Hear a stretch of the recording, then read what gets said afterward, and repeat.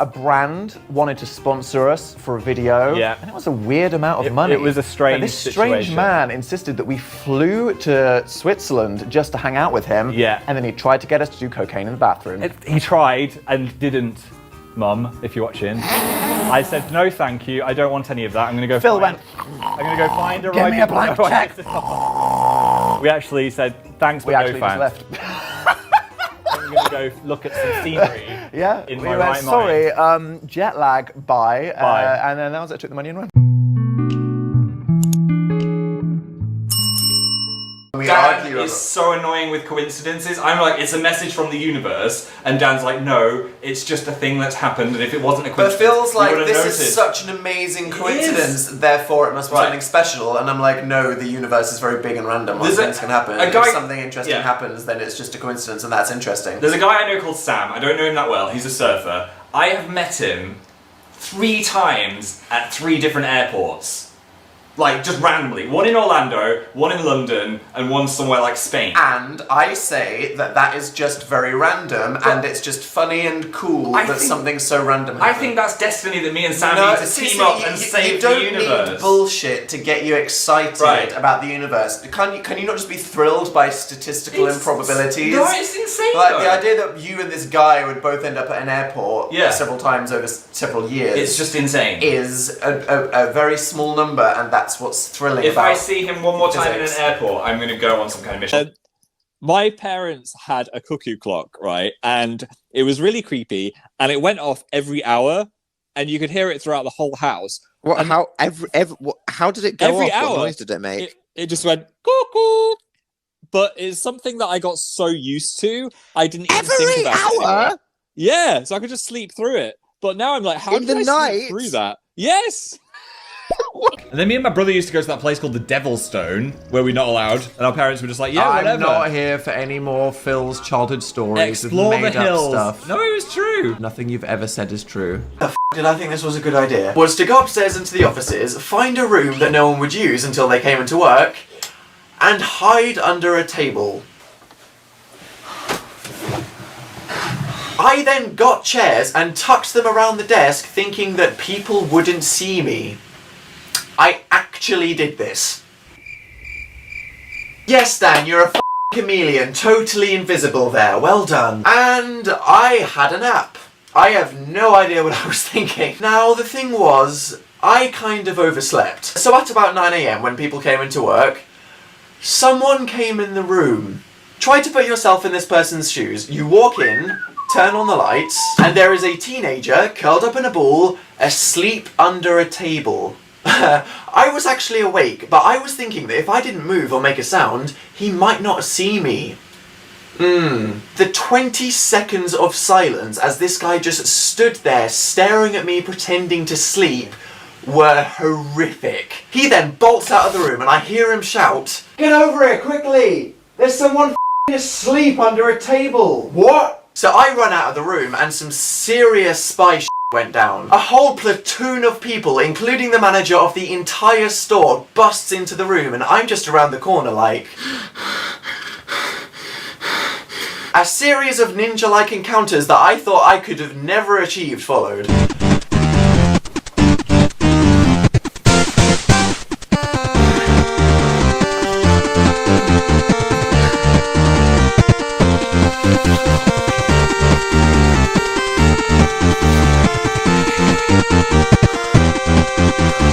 And I was down and back on the shop floor, having about 57 heart attacks. Now my boss knew how full of crap and awful I was, so as soon as he heard that this had happened, he just came running straight up to me and he said, "Dan, apparently a teenager was caught sleeping under a table upstairs.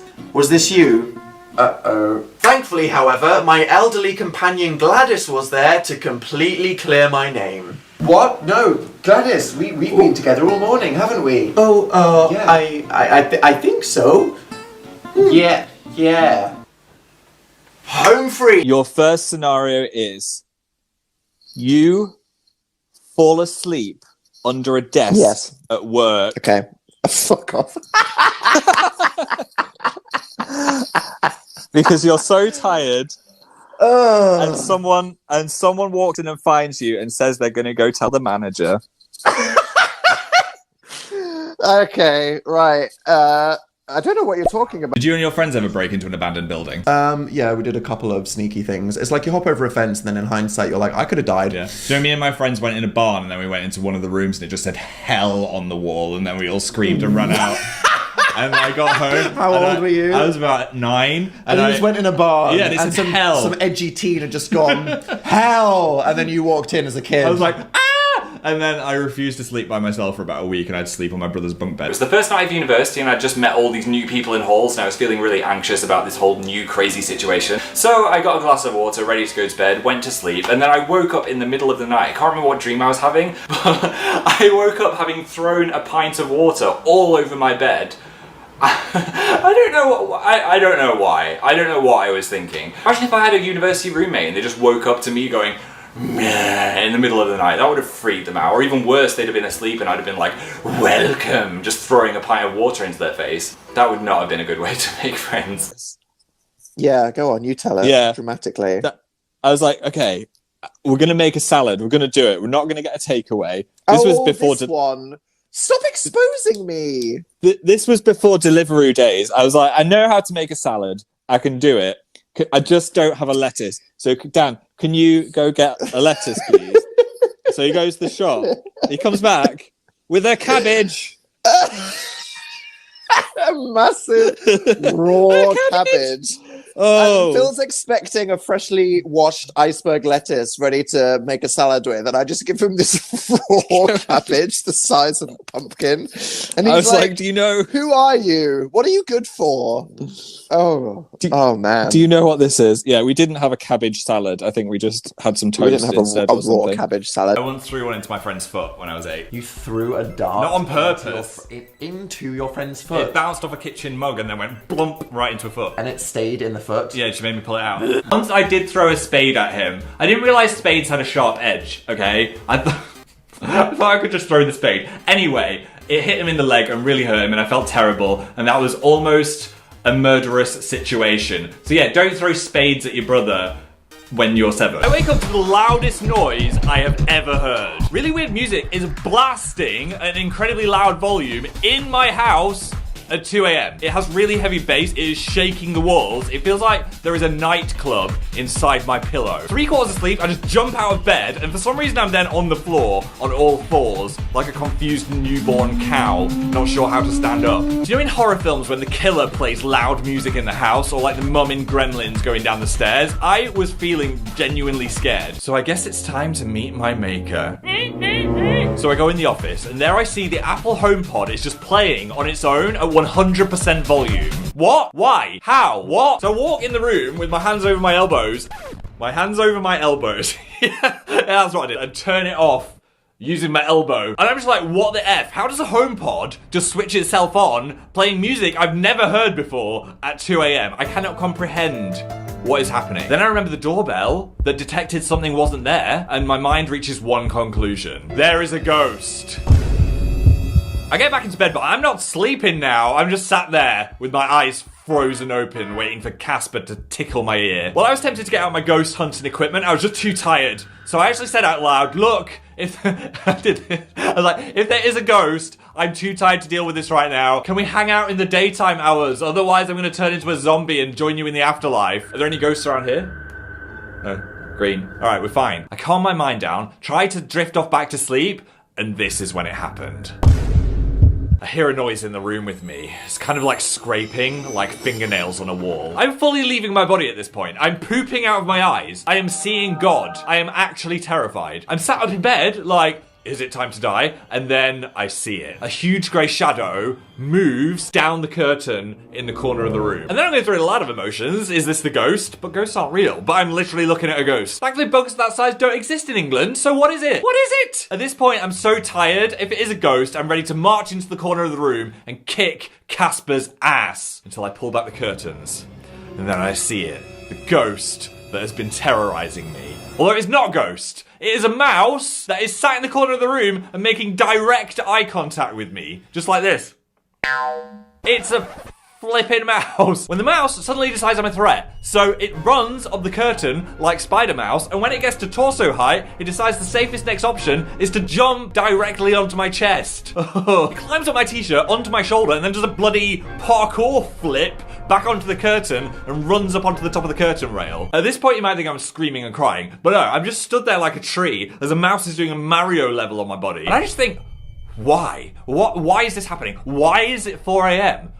Why me? Why are you in my house? Ooh, something's gonna chase me. Why don't I just jump on it? Oh no, danger, jump back onto the curtain. Did you not go to mouse safety school? I can't think of how to catch a mouse, so I decide a Pim's jug is the best option. This is 4 a.m. logic, I don't know. I come down from the kitchen and then Monty is just sat on top of the curtain completely still, as if I can't see him if he just doesn't move. I lift up the jug to scoop him into it, and then he jumps back onto me. Are you kidding, Monty? I am the predator. I am the eagle. Why are you jumping onto my body? Anyway, he bounces off and then darts across the floor. And I don't know where he went. At this point, I've decided I can't sleep. I don't want him to have 800 babies in our almost finished house. You know when you've had a terrible night's sleep and then suddenly at 8 a.m. your body's just like, ooh, so cozy. I could hibernate here forever. When a last laugh from a cruel universe. Ding dong. Builders arrive at the house. A guy had come to literally saw a giant hole in the wall, so if I wanted to sleep, I could drill noise. Ooh, that was a good one. It was the worst thing that could happen. I go to the shop and buy a humane trap. It's called a mouse hotel. I googled they like peanut butter, so I splashed out for the most expensive peanut butter in Tesco because I had to get the mouse. I had to get something he wanted to nibble on. The trap is set. The builders finally take their annoying drill and leave. The door has been closed and it's been 12 hours. I left him a mouse hotel with the finest of peanut juice. So when I open that door, there better be a mouse in that goddamn hotel. I push the door open, look down at the trap and see the mouse sat literally next to the trap having a little wash. Just partaking in some evening grooming. Feeling no need to nibble on my nuts. He looks up and bolts at 500 miles per hour to the back of the room, and I have not seen him since. Didn't your grandma have a parrot? Yes, it was a disabled parrot that she found on the side of a road after it was hit by a car, and she looked after it for 20 years. It was called Percy, and it hated everything and everyone. And after my grandma died, it died with her. From grief, like a meerkat? Maybe lung cancer. She smoked quite a lot, but it was an old parrot. It was a different time. Do you know, once I went to a wrestling party and I felt really out of place. You went to a wrestling party? We all played WWE on PS2, and I didn't know how to control it. Right. Yeah, I don't know. I think you would get further in France than I would get in France. I don't know if I've told this before, but my grandma used to speak to me in French when I was a child because my grandma speaks French just recreationally.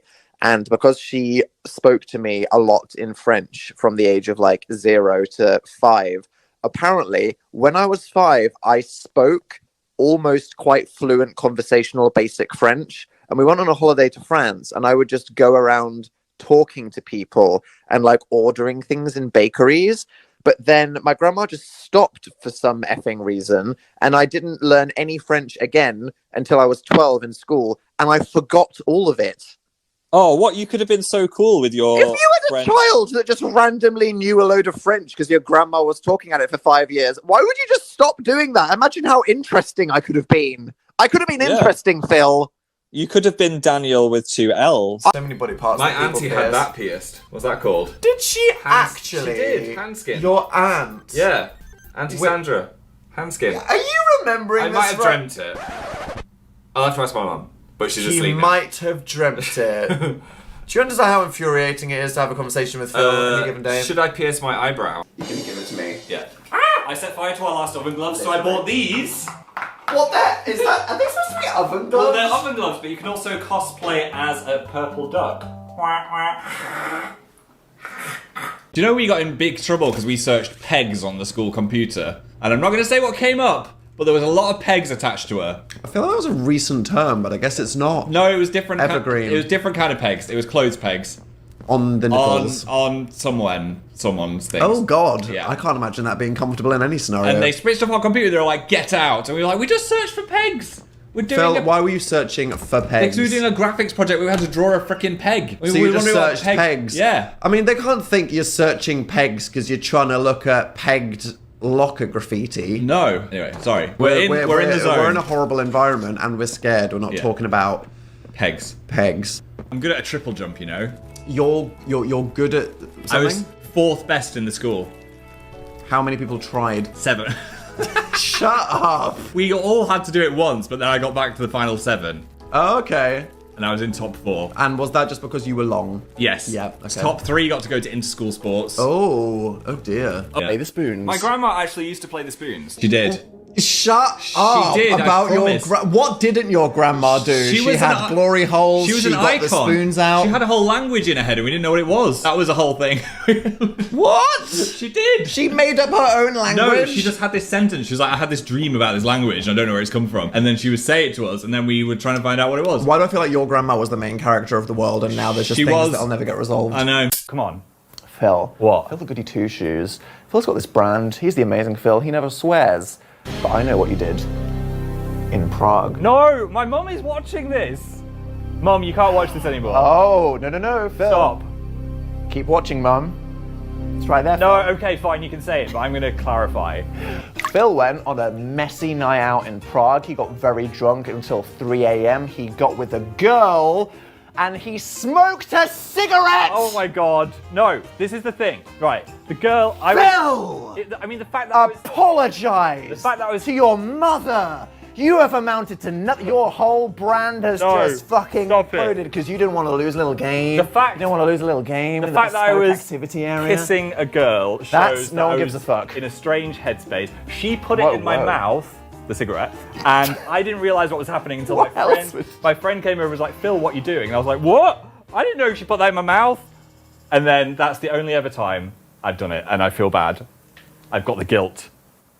Duck.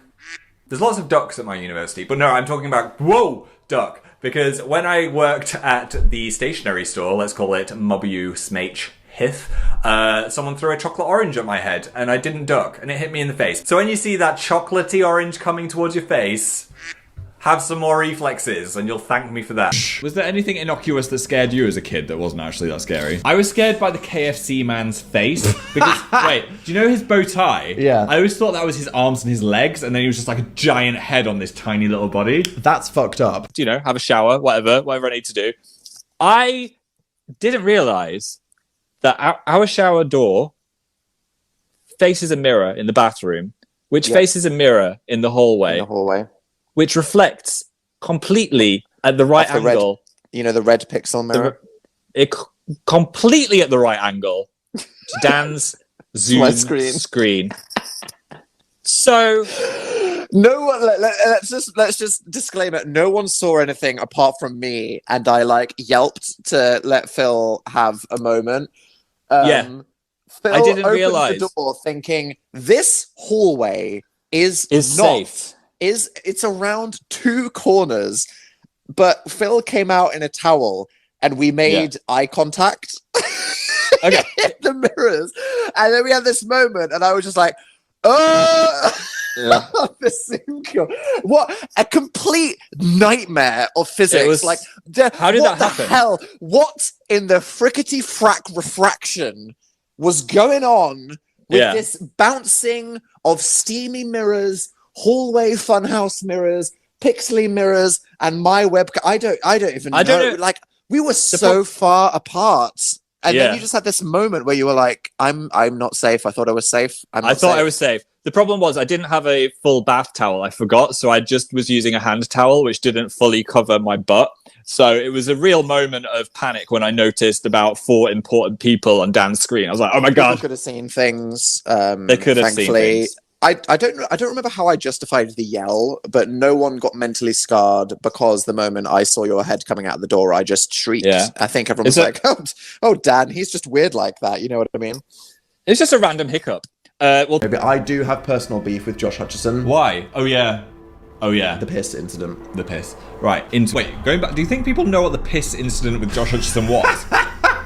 I'm gonna catch a freaking TMZ article. Remember when I did that press junket thing with the Hunger Games cast? Yes. After years of denigrating ourselves, doing Radio 1 and Brit stuff with celebrities, I just feel like this pleb desperately going, Calvin Harris, please give us 10 seconds of your time at a red carpet. I was like, I'm above this. Yeah. I'm not into the whole celebrity worship hierarchy thing. No. So then when they said, no, you'll do a video, you got like 20 minutes with them, it's all great. Well, guess what, Phil? What? They were late. And then some Hollywood publicist came up to me and was like, yeah, sorry, Josh Hutcherson needed to pee, so now you've only got 6 minutes. One time, we almost got stranded in France.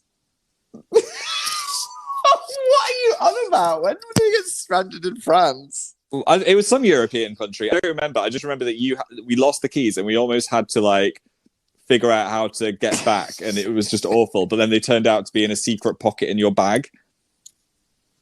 Are you talking about when we went to Calais that one time? Maybe. Yes. Yeah, we were locked in France. We were stuck in France. And then when Dan was doing some jogging at that point, he would always just leave the house keys in his sweaty jogging shorts. I did that several times. And then that's true. they would just go through the wash. And then I'd find the keys in the washing machine. I'm going to say that you are a regular every single day misplacer. However, I am a much more frequent catastrophic total loss of keys guy. So if the question was who is literally just going to lose them, it's going to be me. I'm going to throw them in a river or something and then forget it. Is it fun being a man now? Yeah, especially now I've got my cordless hammer drill. Would you say that you are a man now? No, and I still have that drill that's not been opened. Why did my parents get me that? They were like, yes, he will be more manly. Your dad was projecting something when he bought you that cordless hammer drill, and it did not work, guys. Got me a plushy robot though, which I was obsessed with. I loved this robot, and then 2 weeks later, he cheated on me. Big heartbreak for me. I was sad. I cried. I ate a lot of Ben and Jerry's, and then all of my university housemates hosted a robot burning ceremony for me. On my behalf. Do you feel a bit bad that a robot had to be murdered for my heart to be fixed? Oh, that was a sentence. Well, that's how it goes sometimes. I sold an axe to a 12-year-old. Yeah, now you know how sometimes the police secretly send spy children into stores to see if they'll get sold age-restricted products?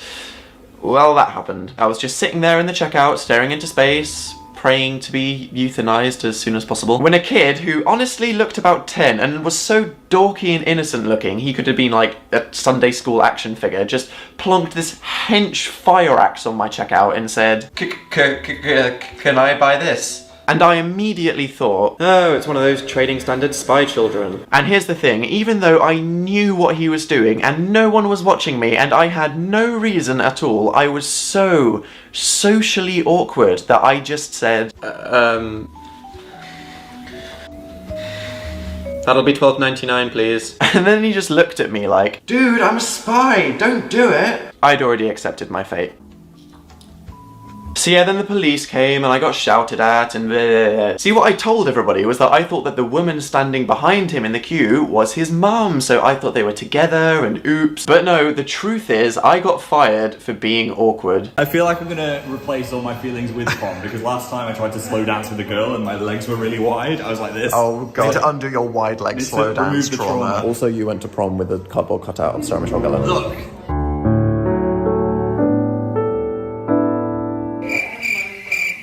I don't have anything else to say. And also, on the subject of our house and whether we're actually ever going to move into it, we went to visit it the other day and there was a mystery hole. Yeah. No one wants a mystery hole. Mystery hole. We were like, hi, what's that big hole in the wall? And do you know what the builder said? I don't know. What do you mean you don't know? It's like, well, didn't you want it here? No, we didn't. What's it for? Well, it has cables in it. Okay, why? Well, we don't know. Who knows then? We don't know. Who knows? Why is there a hole in the wall? And we're like, can we fill the hole in the wall? And they're like, I don't know. What if it's for something important? You tell